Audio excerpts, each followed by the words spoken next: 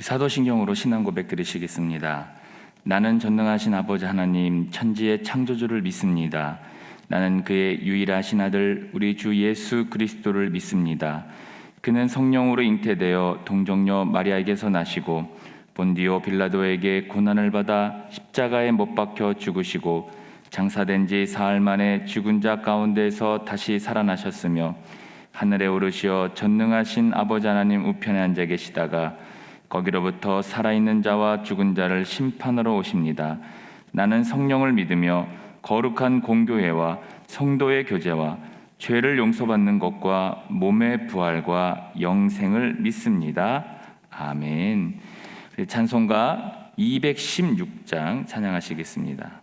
찬송가 216장입니다.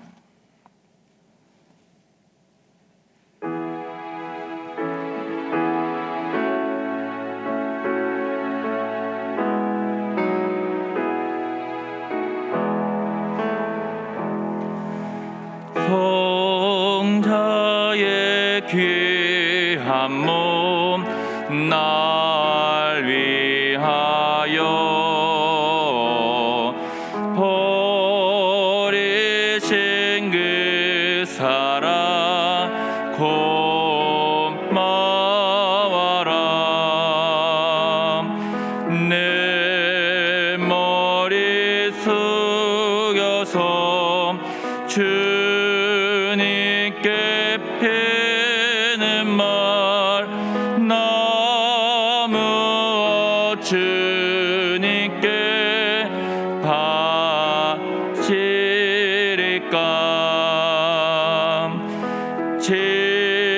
지금도 날 위해 간구하시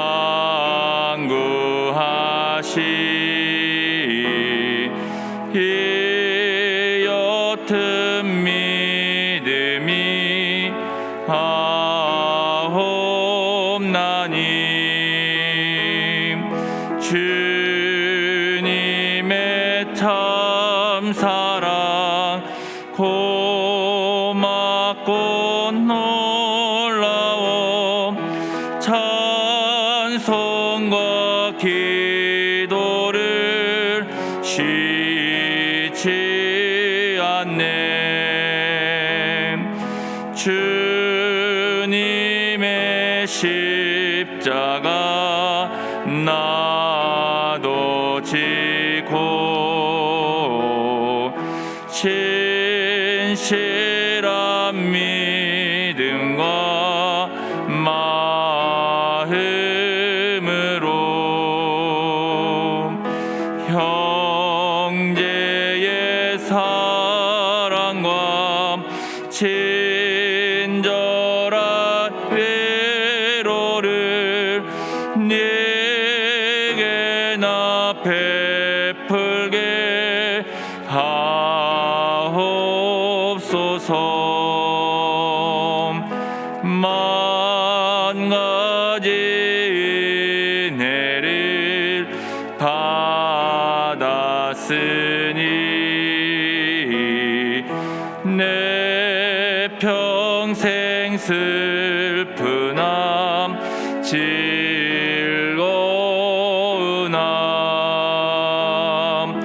이 몸을 온전히 주님께 바쳐서 주님만 위하여 늘 살겠네.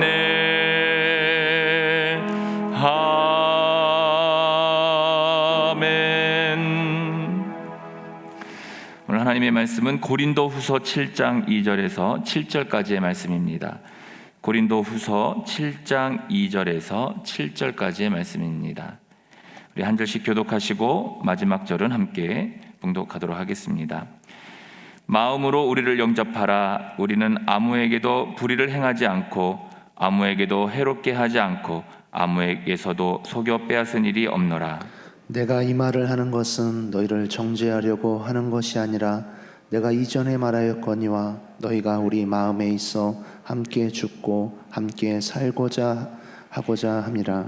나는 너희를 향하여 담대한 것도 많고 너희를 위하여 자랑하는 것도 많으니 내가 우리의 모든 환난 가운데서도 위로가 가득하고 기쁨이 넘치는도다.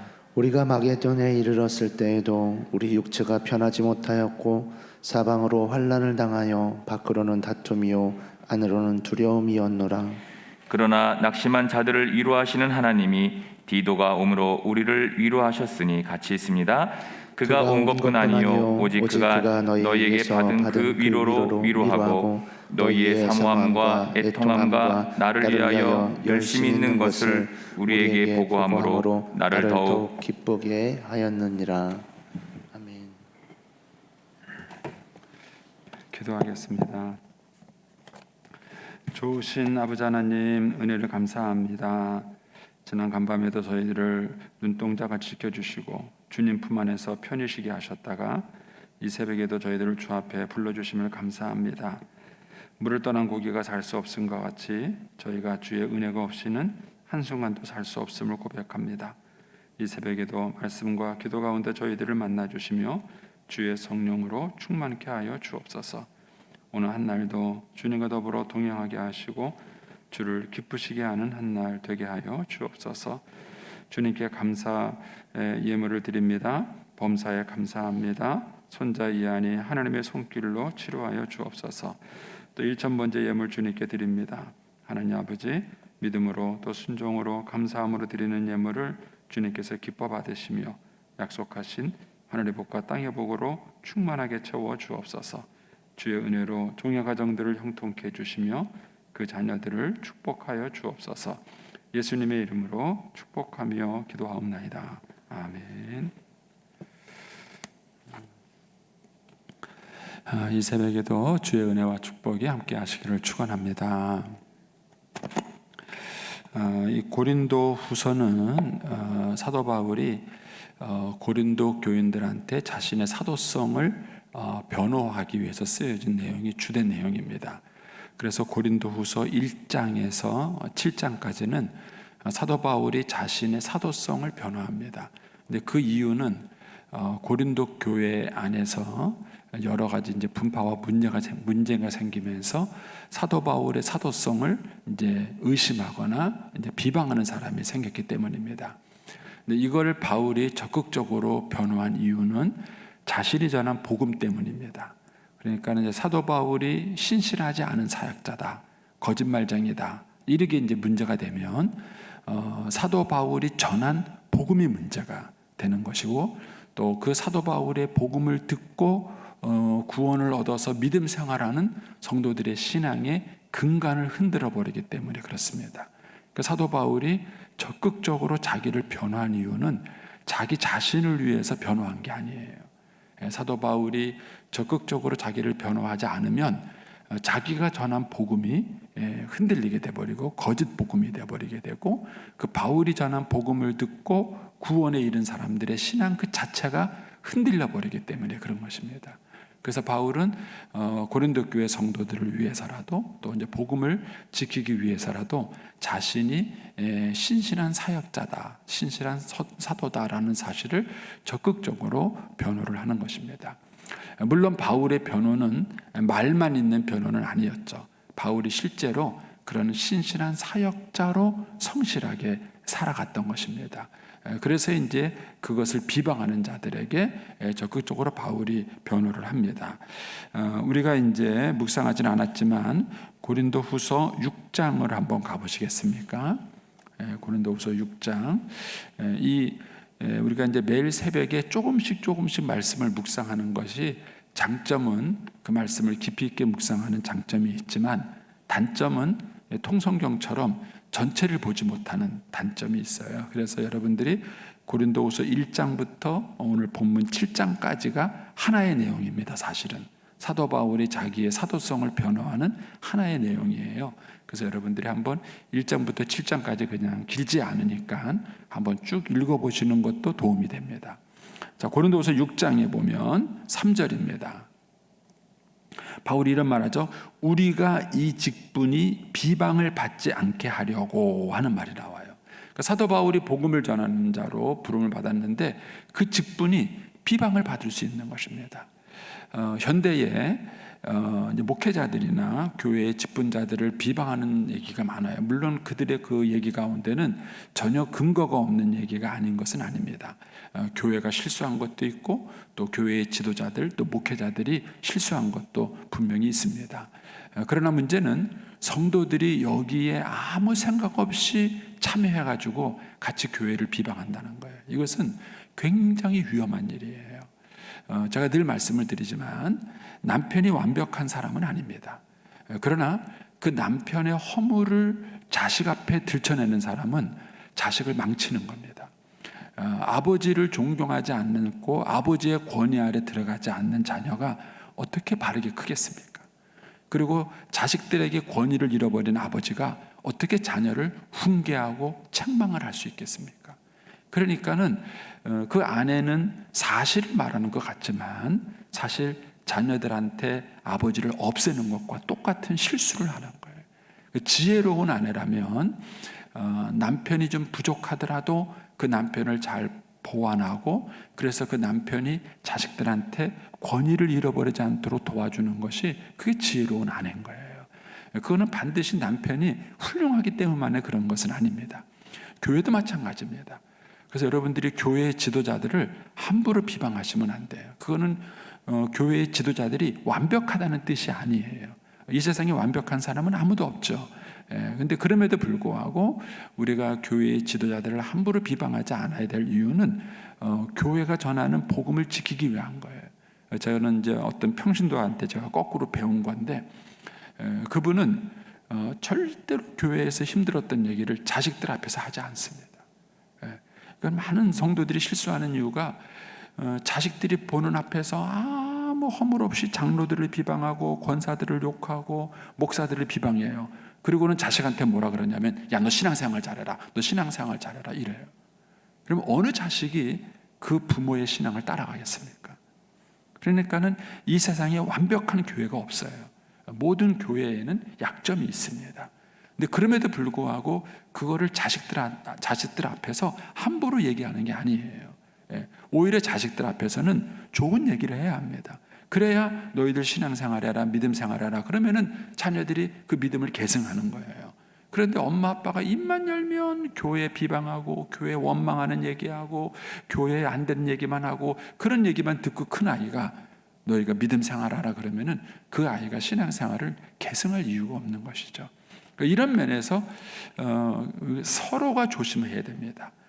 직분을 받은 당사자는 직분을 받은 자로서 조심을 해야 되고 또 그 주변에 있는 사람은 또 그 사람들이 그런 일을 당하지 않도록 조심을 해야 되죠. 그래서 여기 보면은 이제 6장 3절에 보면 우리가 이 직분이 비방을 받지 않게 하려고 그다음에 뭘 노력을 했느냐?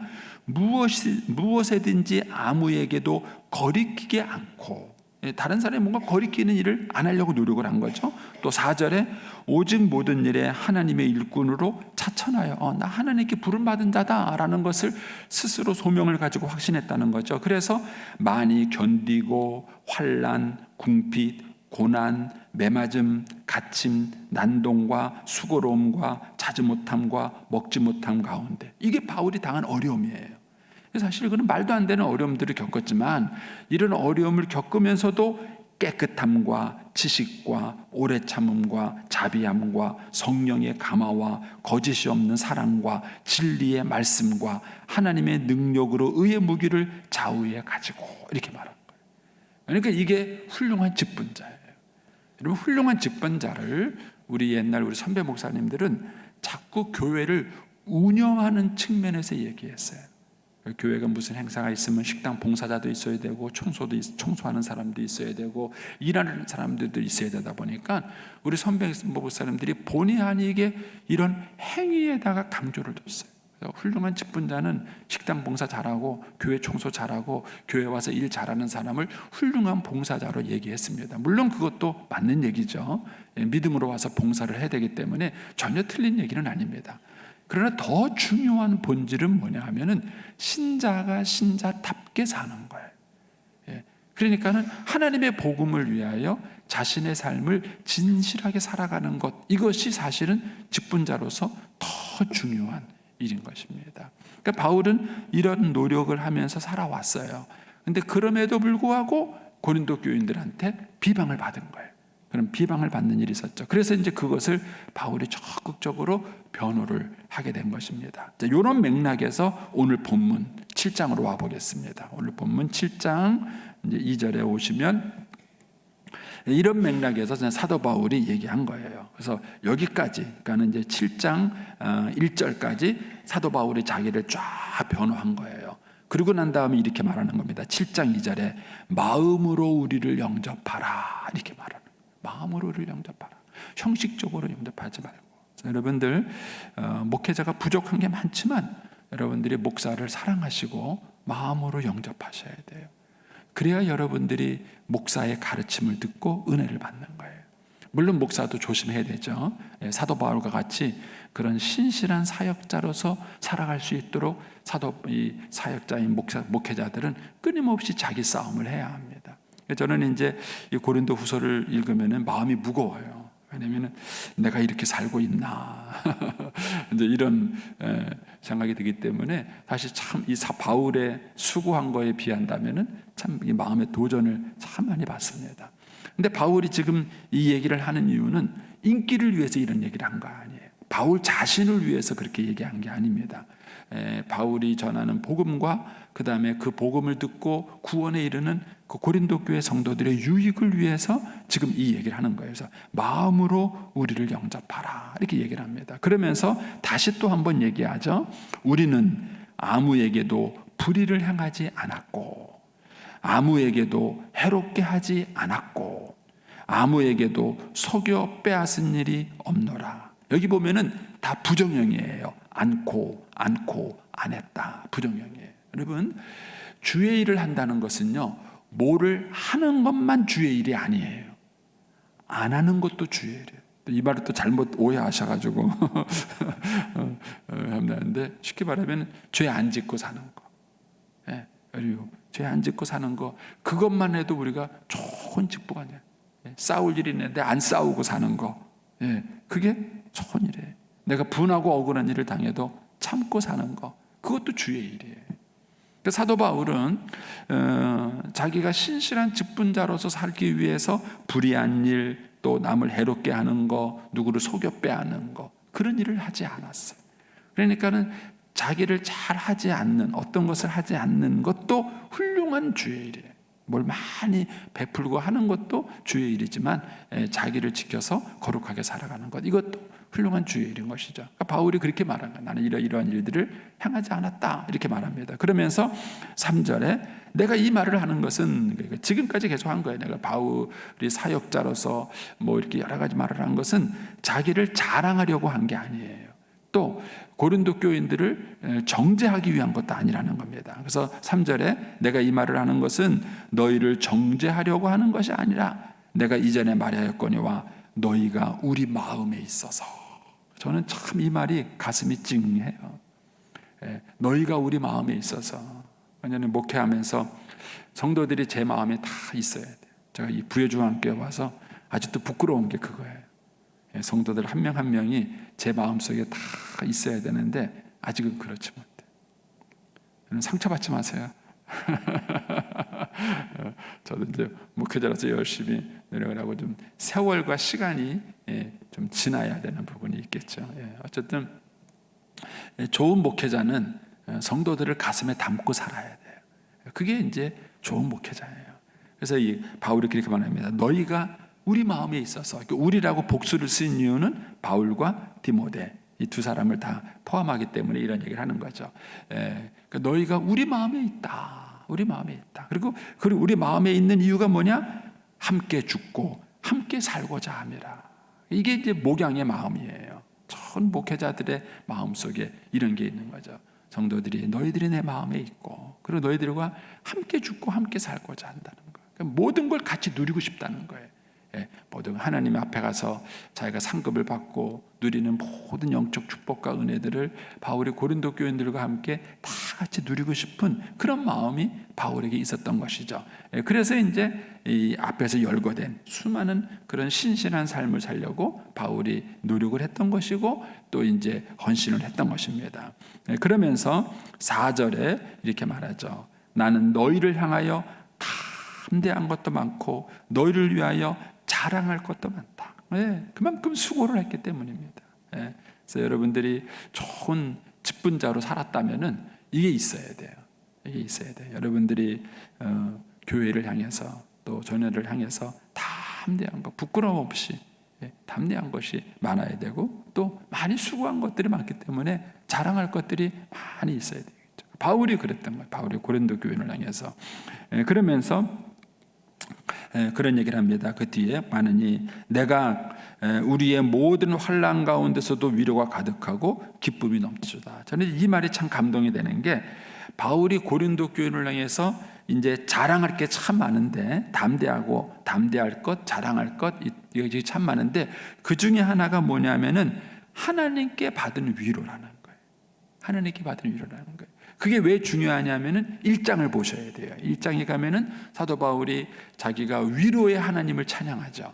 자기가 먼저 고난을 받았고 고난 속에서 하나님께 위로를 받았고 또 하나님께 받은 그 위로를 가지고 또 고난받는 고린도 성도들을 위로했던 이런 영적인 원리들을 고린도후서 1장에 설명을 합니다. 그런데 이제 바울이 그런 얘기를 하는 거예요. 내가 너희를 향해서 담대하고 자랑할 게 많은 것은 하나님께 받은 위로가 많다는 거예요. 왜냐하면 그 받은 위로가 많으면 많을수록 고린도 교인들을 사도 바울이 잘 섬길 수가 있었던 것이죠. 그래서 그 얘기를 하는 겁니다.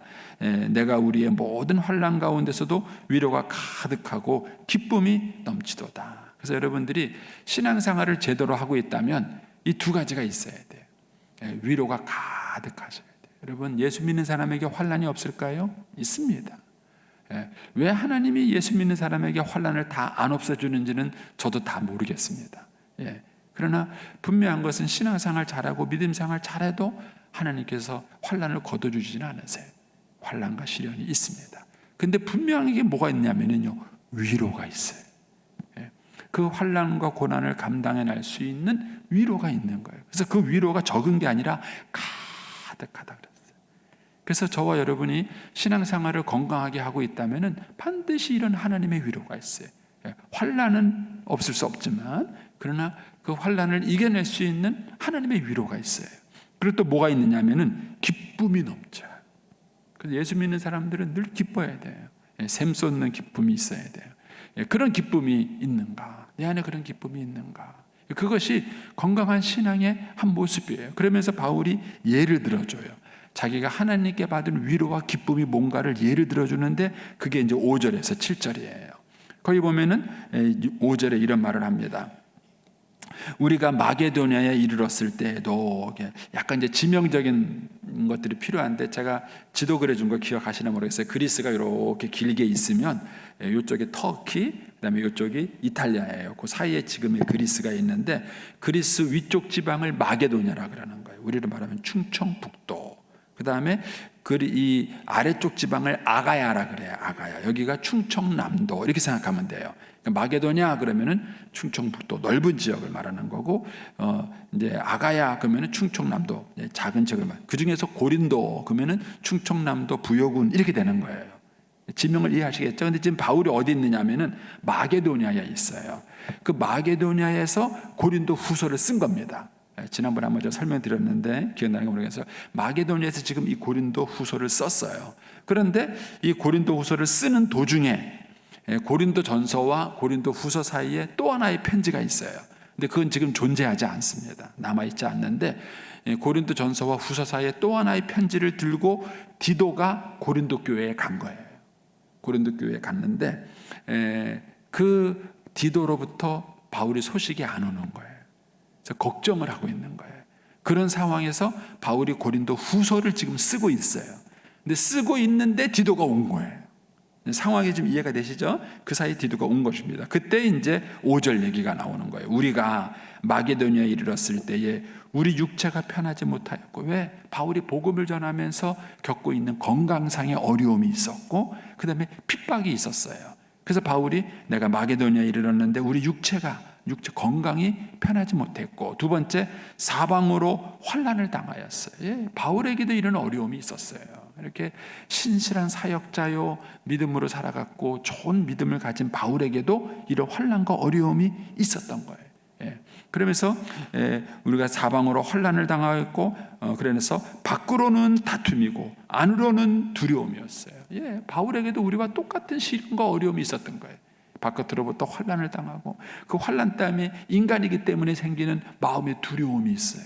마음의 불안감이 있었다는 겁니다. 그러니까 바울에게도 똑같은 이런 인간적인 어려움이 있었던 거예요. 그런데 이런 것들을 다 극복해내고 신실한 사역자가 될 수 있었던 이유는 뭐냐면은 하나님의 위로가 있었기 때문에 그래요. 근데 그 위로를 이렇게 얘기합니다. 6절에 가서, 5절이 지금 당하고 있는 상황이죠. 이런 일이 있었는데 6절에 가서 그러나 이런 일이 있었지만 그러나 낙심한 자를 위로하시는 하나님. 여러분들의 하나님은 어떤 하나님이세요? 바울이 경험한 하나님은 어떤 하나님이냐? 위로의 하나님. 어떤 위로의 하나님이냐? 낙심한 자를 위로해 주시는 하나님. 이게 바울이 경험한 하나님이에요. 근데 그 하나님이 디도를 통해서 우리를 위로하셨어요. 왜 위로가 됐느냐면은 바울이 첫째는 디도를 아끼는 제자였어요. 디모데, 디도 다 바울의 믿음의 아들들이에요. 근데 이 아들들, 믿음의 아들들을 고린도 교회의 어려운 문제를 해결하기 위해서 바울이 편지를 써서 보낸 거예요. 근데 거기 가서 디도가 환영을 받는지 핍박을 받는지 어려움을 겪고 있는지 바울이 디도를 보내놓고도 걱정이 되는 거예요. 그런데 그 디도가 건강한 모습으로 돌아온 거예요. 그러니까는 디도의 얼굴만 봐도 바울은 위로가 되는 거예요.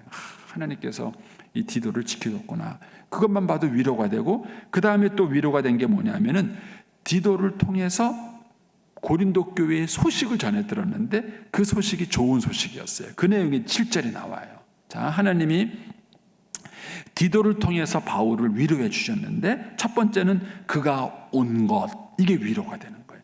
그가 온 것뿐 아니요, 그게 위로가 되는 거예요. 저도 목회를 해보니까는요, 제가 이제 목회지를 여러 군데를 지나져 왔잖아요.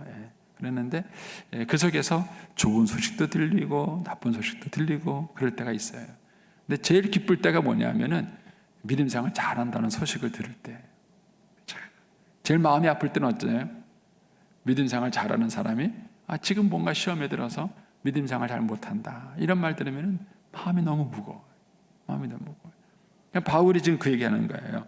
일단은 디도가 건강한 모습으로 돌아온 것, 그게 일단 위로가 되는 거예요. 바울에게 그가 온 것뿐 아니요. 그러면서 두 번째는 뭡니까?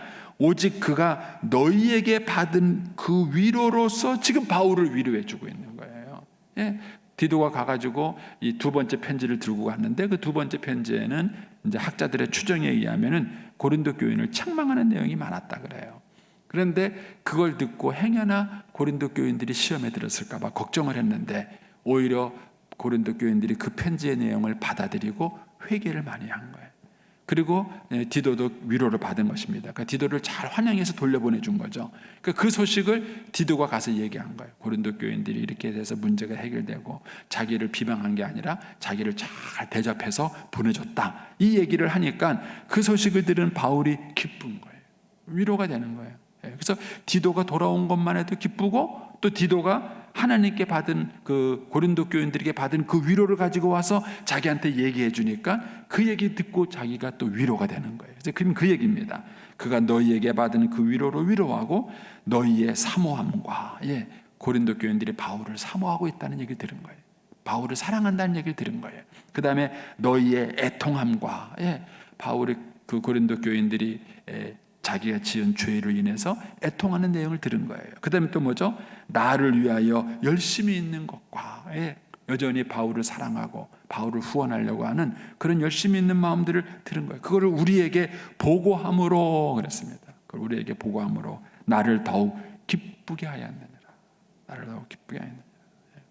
제가 이제 얼마 전에도 그 원로 목사님 만나고 뵙고 왔어요. 만나고 뵙고 왔는데 원로 목사님이 옛날 교인들 소식을 물어보는 거예요. 누구는 어때?